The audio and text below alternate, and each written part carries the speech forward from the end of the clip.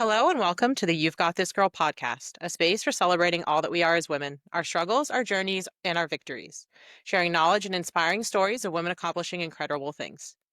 I'm your host, Marilyn Brown, and my guest today is Eliza Williams. Eliza is a certified full spectrum doula, specializing in fertility, birth, and postpartum support. She is extremely passionate about serving her community and providing education and reproductive justice and bodily autonomy.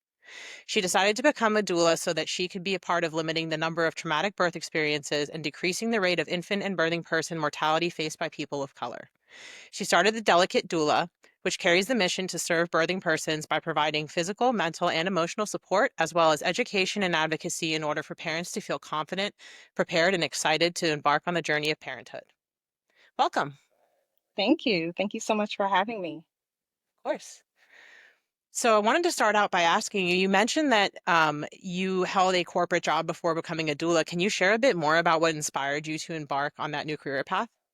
Yeah, sure. So honestly, from a young age, like early teen, I always had an interest in childbirth. I always had a passion for just infant care. My sisters who were older than me, they had children. I always just wanted to be involved. So I carried that, interest and that passion throughout adulthood, of course. And learning about how women are having traumatic birth experiences, dying during childbirth, and especially women of color. And so I learned about what a doula is and what their work specialized in. And I decided to just take a step out on faith and become a full spectrum doula full time.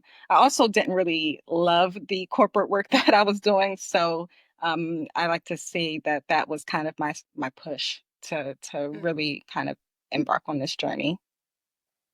Yeah, and I've heard a lot about the disparities that come up, when you mentioned with women of color, and I think that's so powerful that you're working in that space because I've read some articles, and I think I even watched a documentary about that, and it's an unfortunate reality. Yeah, it really is. The stats are just mind-boggling how women of color are kind of three times more likely to face these challenges. And so I'm glad to see that doulas are becoming way more accessible and more relevant in the community of maternal health. And so hopefully we continue to kind of change that narrative. Can you share a bit about your process in guiding your clients through the pregnancy phase? I'd like to hear particularly about your advice when it comes to selecting the right provider. Sure. So really, I encourage my clients to educate themselves about pregnancy and birth and really try to get a good understanding for what type of birth experience they desire. And of course, as the doula, I'm there to help them kind of figure that out as well. But really, it's about just like asking the right questions of different providers. Um, when you find out what type of birth you desire, what type of experience you're looking for, asking your provider those questions to help get a sense of what their philosophy on birth is, how their care can support the desires that you have or that person has. It's also important to realize that a lot of people don't have access to just any provider that they feel like they would want to give birth, whether it's an obstetrician or midwife care. So there's kind of the difficulty with that in itself. But making sure that your desires are heard, being able to, of course, advocate for yourself and find that person that you feel like you can talk to, that you feel comfortable with just on a general basis is great as well. Like questions could be, of course, like what your philosophy on birth is. Well, under what circumstances would you suggest interventions for your birth? Do you support me or the person wanting to have a natural delivery? What would your thoughts of my care be if I were low risk, or what if I was a high risk pregnancy? So really just like digging in deep to figure out if that provider aligns with your basic desires for your birth. Yeah, I mean, you mentioned, the interventions, and I actually had a C-section with my son, and then with my daughter, I really wanted to find a provider that would be open to doing a VBAC, which, I was pregnant with my daughter 9 months after having my son, so it was very close. Yeah. And it wasn't every provider that was going to be willing to go down that journey with me because I was considered, from their perspective, a little bit higher risk. Hmm. I was having another pregnancy so close to my C-section, so Right, right. that was definitely, I remember for me, that was a really big factor, was finding providers who were open to me having, a VBAC.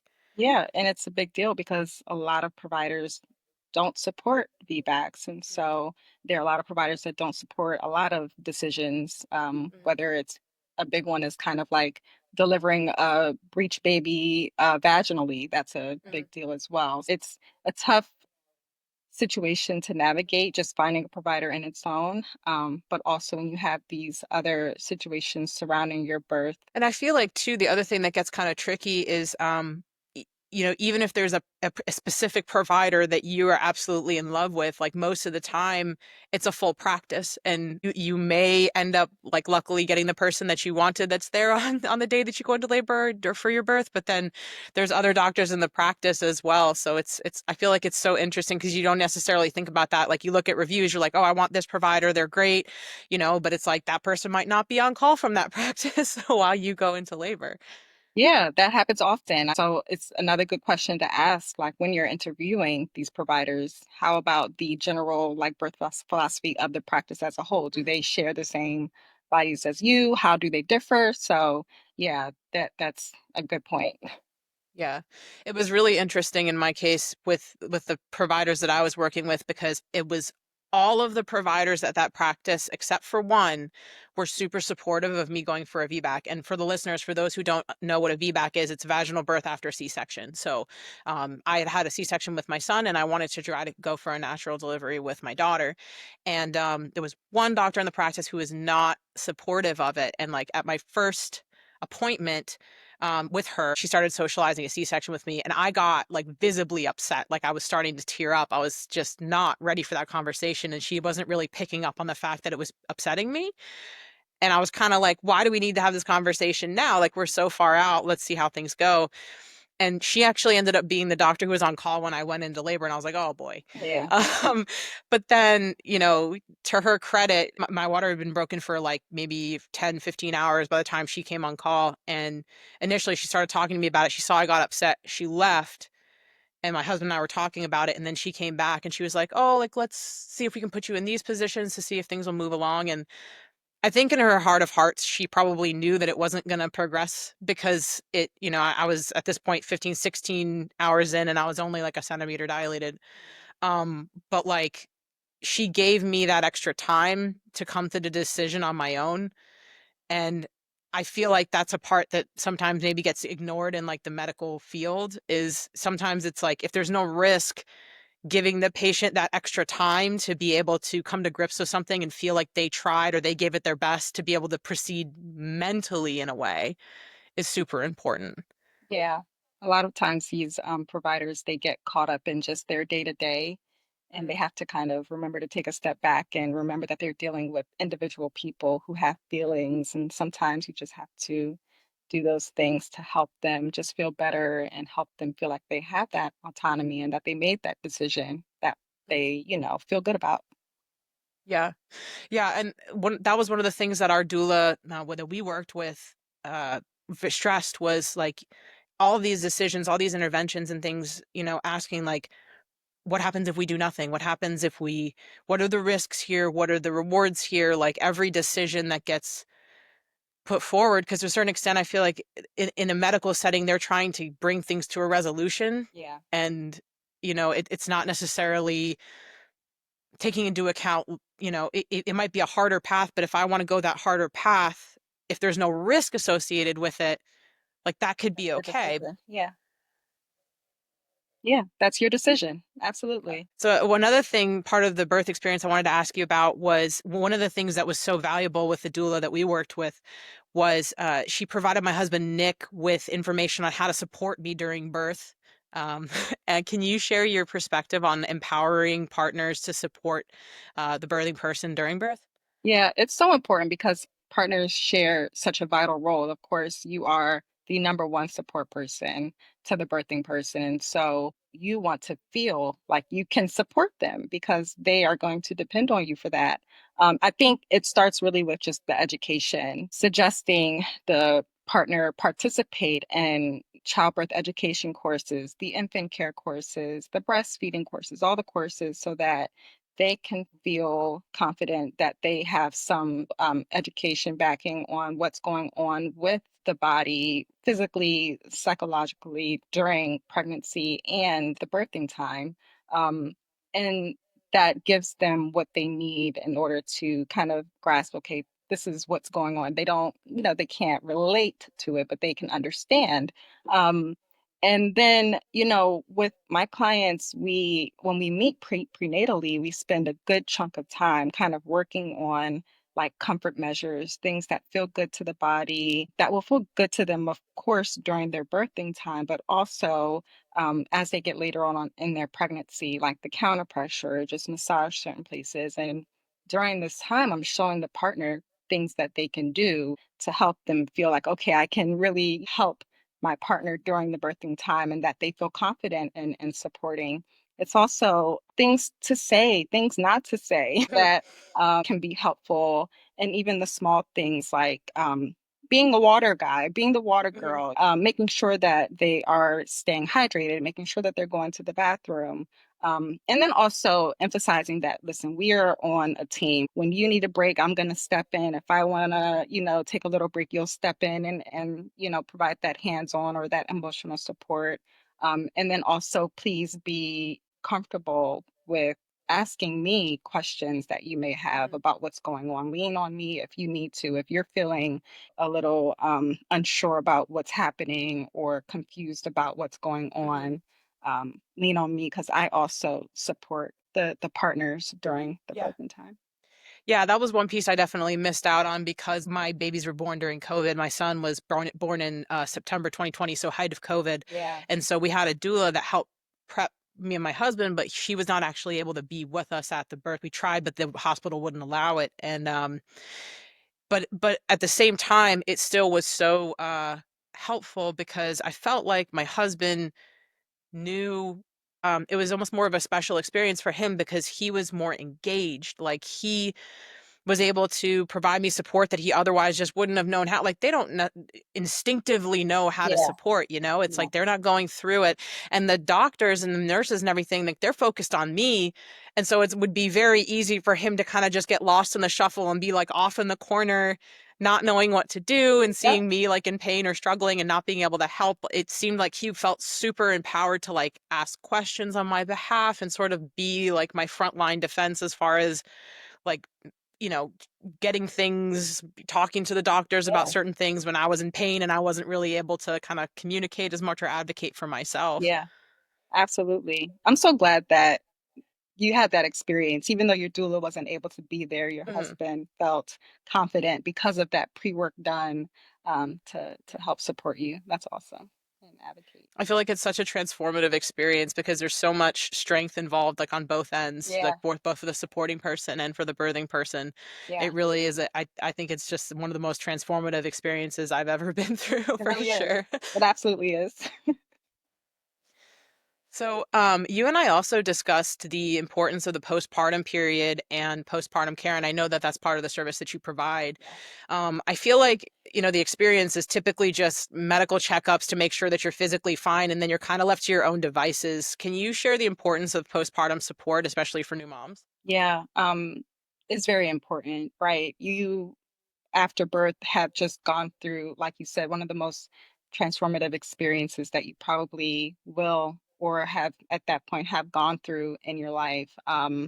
It's a big change, mentally, physically, emotionally, of course, that um, people, moms, new moms have to go through. And you need support navigating that. You don't know what to expect, especially, with it being your first time. And even if you're not a first time mom, each experience is different. So you still don't know what to expect in your postpartum journey. And you're going to need great support to really help you navigate those physical things, the emotional, the mental, just to be your best to take care of your baby. A lot of times, like you said, you see your providers and you have a checkup maybe in 6 weeks and then you're cleared. But a lot of times you might not really be cleared. You know what I mean? You Mhm. really Yeah. might not be okay. And so having a team, like you have a birth team, having a postpartum team can be invaluable, whether it's somebody like a therapist to talk through your mental mind frame. If you are going through any sort of postpartum mood disorders or anxieties, you need some assistance with that. Of course, physically helping just understand how your body is changing during postpartum, whether things are normal during the postpartum phase or if something is alarming and maybe you need some help figuring out what that looks like. Is this bleeding normal? Is this pain here normal? And a lot of times you don't always have access to get the immediate response from your providers that might be needed. So, of course, postpartum doulas can help with just kind of letting you know what's normal, what's not normal, and what may need to seek immediate attention for. Um, and then the emotional piece as well, like your hormones are trying to regulate back to Mhm. normal levels, and that can cause a lot of just change in you emotionally, which Mhm. can really make or break how you feel on a day to day basis and how you can Yeah. care for yourself. So, having postpartum care is important for kind of preventing, trying to help prevent certain things from happening or certain Mhm. concerns or issues from arising with you or even your baby. Mhm. And then also helping to navigate coping with certain issues or concerns during Mhm. that time. Yeah. Yeah, and when we talked before, you'd mentioned that there are some things that you kind of keep an eye on as far as like postpartum depression is concerned. What are some of the warning signs that you sort of consider to be key as far as identifying a risk around that? Yeah, so a lot of times it's very change in your mood. Now, of course, with your hormones changing, there's normal like baby blues where you might have crying spells sparingly. But if you are kind of constantly crying and on a day to day, and it's really taking up a good chunk of your time, then that's alarming. Changes to your appetite, that is an indicator as well. Having thoughts of harming you or your baby, that's alarming. Being overly anxious or worried or concerned that something is going to happen to you or something's going to happen to your baby, that can be signs of like, postpartum anxiety. Um, and then, small things like if you don't laugh at something that you normally would laugh at, Mhm. that can be a sign as well. And then, so in that situation, if let's say that you have somebody who is a support person who, like, be it a husband, wife, whoever, who is noticing some of these symptoms, what sort of advice do you give that person as far as being able to support or being able to counsel the person into potentially getting some help? Yeah, so there's this kind of scale that's called the Edinburgh postnatal scale that I really send out to all my clients so that they have it on hand in the event they or even their partner notice some signs of worry. It basically asks questions like about your appetite, about your mood, about your emotional state, how your thoughts are. And at the end of the scale, it kind of tallies up your answers and gives you an idea if you are likely struggling with any sort of, postpartum mood disorder or Mhm. anxiety. And depending on what that scale shares, it might be okay, maybe you should seek some sort of a postpartum therapist, somebody to talk through things with, or maybe you need to go visit your OB for them Mhm. to discuss prescribing something for you, or maybe there might just be a need for you to focus on doing things like taking a walk for yourself, reading a book, like Mhm. really trying to do things to get you back into a better mental state to help you through that time. Yeah, I mean, I definitely struggled a little bit with that postpartum anxiety or postpartum depression after I had my son, Hmm. and a little bit after my daughter.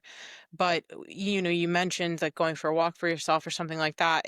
It's interesting because that was definitely the thing that fixed it or progressed it along for me. Because at a certain point, I said to my husband, I was like, I feel a little overwhelmed. I almost feel like I don't exist anymore, like as myself. Yeah. Yeah. And, for me, it was really important to get back into my own body and do some things for myself, like working out and other things like that, that were like just for me. Yep. Because like I loved having my babies and I loved being able to provide. But at the same time, sometimes I felt like I was running on empty and I just felt guilty taking that time to be able to do something to fill my own cup. Hmm. But it's so important, to be able to still feel like you exist as a person outside of that role of motherhood. Yeah. It's like your mind shifts from, being taking care of yourself to baby, baby, baby, Mhm. taking care of family, and then you become kind of last priority. But Yeah. I like to say it that that needs to change because you really cannot take care of your baby if Mhm. you are not taking care of yourself. And it's tough. Yeah. Like you have to, you're new, and maybe if you're not new, then it's still a change kind of having or being newly postpartum. And so you have to Yeah. find the time to really squeeze in, even if Yeah. it's a nap, like that's important. Even if it's just Yeah. taking a nice shower, Yeah. that can be important. But you really, I like to stress to my moms to really find that time to give themselves that feeling that they need in terms of their cup, so that they can Yeah. take care better of their baby. Yeah. Well, and I feel like part of the value too, even in, in discussing with the doula is like you mentioned, that some of those baby blues can be normal.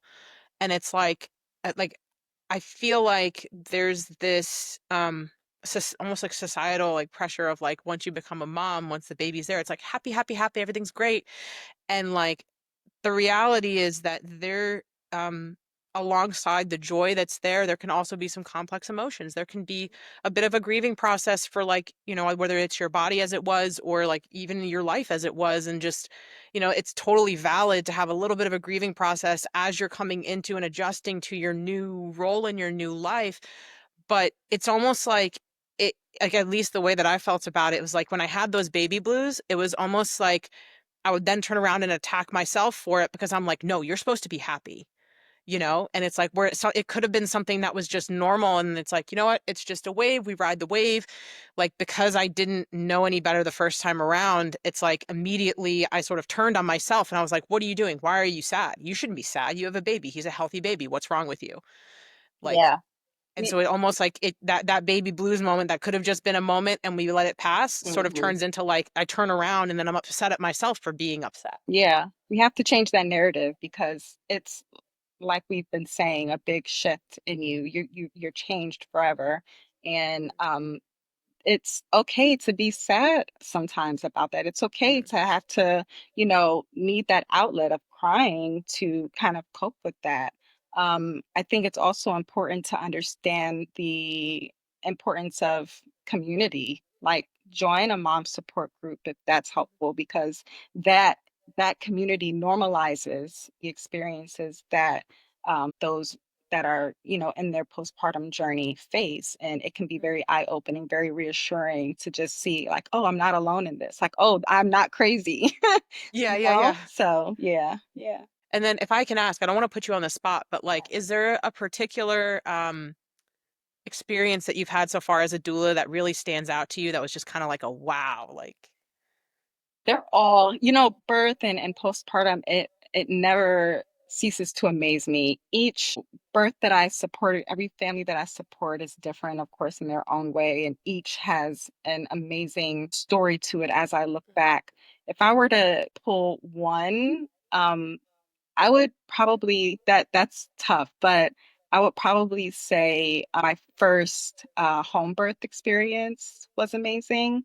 It was just a different, of course, like vibe. If, I'm sure you can imagine. The environment is so important to how you deal and cope with and have your birth experience. Mhm. And it was just beautiful to see my client embrace that and how calming it was and how serene and beautifully she delivered. And I think that while it's not for everyone, and I totally get that, Mhm, it was definitely something that kind of took me back to like, this is how people did it hundreds of years ago and mhm. how our ancestors kind of birthed. And it was just nice to be able to witness that. It was beautiful. Yeah, I imagine that must have been such a beautiful moment. Yeah, it was. It really was. Yeah. Yeah, it's so interesting to me too because, coming back to the whole concept of like birth plans and everything and all the preparation, I feel like things it's such a dynamic process too. When you're pregnant, it could be like, oh, I love this massage technique or this touch. But then, like, in the moment, there could be moments where you're like, I don't want to be touched. I Yeah. don't want to talk. I don't Yeah. want to. So, being able to have that flexibility. Yeah. And I feel like, for the doula and for the partner, it's like you have to be so in tune Yeah. with the birthing person to be able to just, understand what they need Yeah. in that moment. Yeah, you really do. You really have to read the clues. You have to also be open to not always knowing and trying something and they're like, please don't do that and take Yeah. no hard feelings, about it whatsoever. Mm. But, it's part of our job to bring forth things and see what sticks, right? Yeah. And so Yeah. yeah, to be very fluid and flexible is definitely key in this work. Yeah, my husband, it was really funny because he's one of those where he like in a very helpful way, he wants to make sure he's doing everything right. Yeah. And so like one of the things that our doula brought up that really hit home for us was like, don't ask a million questions, just offer something. Cause like my husband's the type where he would want to make sure he's giving me the right things. So he'd be like, do you want a snack? Do you want a cracker? Do you want chips? Do you want that? And the doula, the way she described it was like she's gonna be in her primal brain Yeah.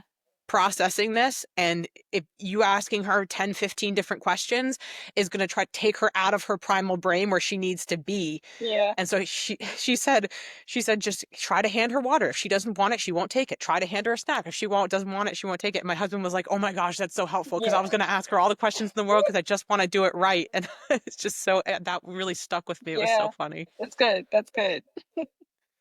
Awesome. Well, I wanted to thank you so much for your time today. And I commend you for your work. I think it's so so important the way that that process unfolds on the day when you give birth, and it's just like that's a moment that sticks with you forever. And I applaud you for being somebody who is a force for change and who is there to make sure that those experiences are things that, people remember for years with a positive light as much as possible. Thank you so much. I really, really appreciate that.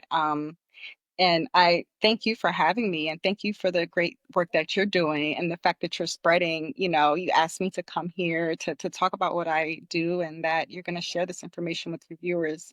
That helps in itself. So thank you so much. Yeah, Really means a lot. absolutely. Really enjoyed the conversation. Me too. Thank you so much, Marilyn. Yeah.